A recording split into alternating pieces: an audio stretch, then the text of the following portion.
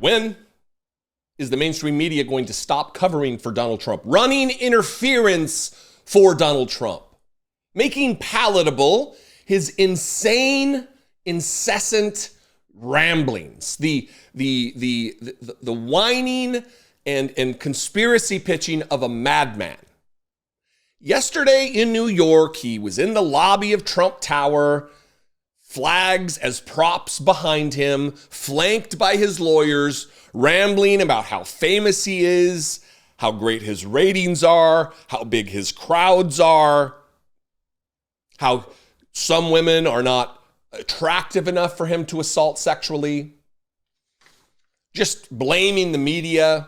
It ran for, 50 or so minutes. And then he ran away, having answered 0 questions. So not a press conference. I don't know if I referred to it as a press conference just now. I did earlier in a video. We did yesterday on the podcast. But it wasn't that, because he didn't take questions. Because he's, inherently he is afraid and he's a coward. It's in his nature to run away.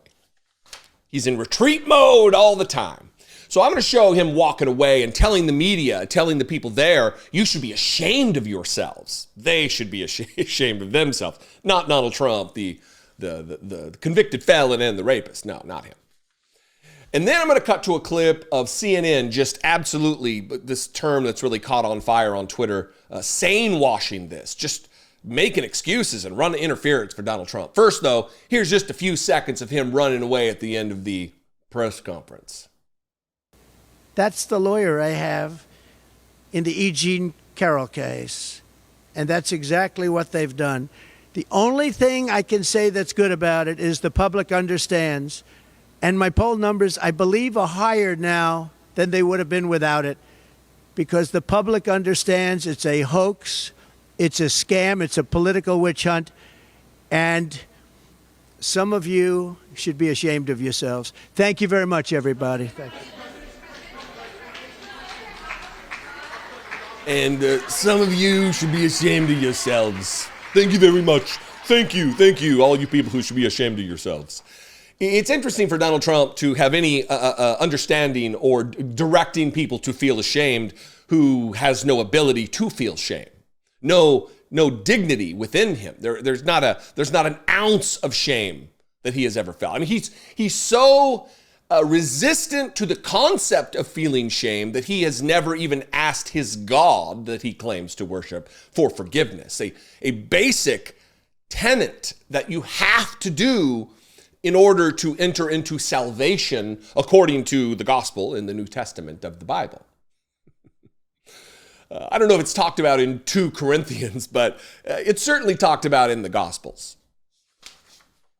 It's a requirement to ask Jesus into your heart, is to ask forgiveness for your sins and to confess with your mouth that Jesus Christ is the Son of God. And you have to, that's the process by which you become saved according to his particular flavor of Christianity, the doctrine that he follows.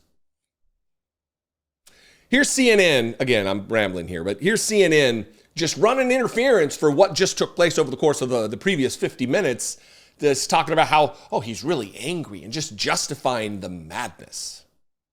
And this was Donald Trump really trying to defend himself.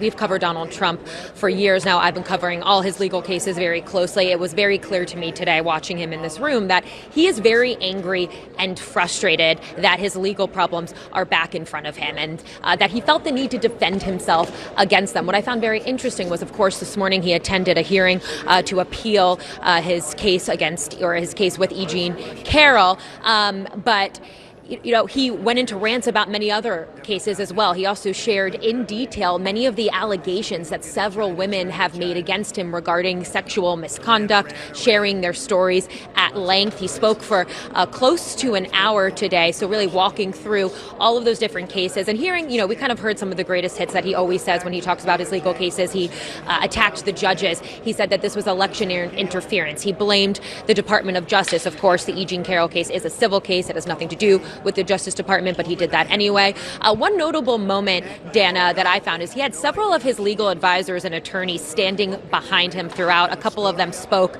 in the middle of his remarks. But at one point he said that he's actually very disappointed with his legal team. And I think that's very notable. Of course, one, he was flanked by those legal advisors, but also we know this is the case, that he feels that, his team isn't doing enough to defend him. He likes to have very aggressive lawyers. He actually mentioned someone else, Bobby Knight, that he thought attacked the right way. He likes fighters, screamers. I think that was what he was alluding to today. And so all in all, this was kind of a repeat of a lot of what we would hear in public remarks from Donald Trump when he talks about his cases. And I think notably the reason why he did this is, remember, when he talks about these legal cases, many times he sees fundraising, he sees a boost in polling. That was tied to some of this today as well. Dana? Yeah, wow. I had missed the part where he was trashing his own legal team with them standing there. That's very notable. Now, listen, I get it. Some of you may say, well, I think bridge too far. I think your criticism is unfounded here. And it's not. I think you're wrong if you believe that. I will certainly accept the criticism. We can talk about it in the comments. Or you can call me when I drop the number at the end. But this is trying to rationalize and downplay the psychosis of it all. That Donald Trump stood up there, took no questions, and for 55 minutes or so ranted and raved, invoking the name of a former basketball coach, Bobby Knight, who assaulted students that weren't even players, just a maniac. And Donald, this is not normal. None of this is normal. And to just append it to, well, he's just trying to defend himself. He's just angry. He's angry about stuff. What is it that he's angry about? And why are you trying to just put this in normal parlance, that this is just what happens? This is just a normal situation for a normal presidential candidate. It is sane washing. It is trying to paint something as normal and sane, something that is not, something that is just the opposite. It is insane, maybe clinically. And the media just can't get out of their own way. They're tripping all over themselves to be the first to try to create a moral equivalence between Kamala Harris, who's not out there in 55-minute press conferences rambling about a hoax and a witch hunt and batting back all of the problems with her criminal indictments. She's not doing it because there are no criminal indictments. She's a good and decent leader who is looking forward to shepherding this country into the next decade. Not seeking retribution for accountability for crimes that she committed. Get your shit together, CNN. Get your shit together, corporate media. You, on the other hand, don't have to get your shit together. All you got to do is comment below. We can talk about it there. You can also leave me a voicemail, 714-576-4054.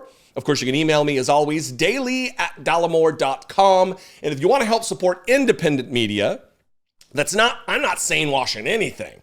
We're telling it like it is here. You can click the join button below, and for $1.99 a month, you can help support this work. You can also go over to patreon.com/IDoubtItPodcast. Those are great ways to help support this work. I would appreciate it very much. Follow me on social media. I'm at Dollemore everywhere, and I will see you next time. Until then, be genuine. Take care of one another.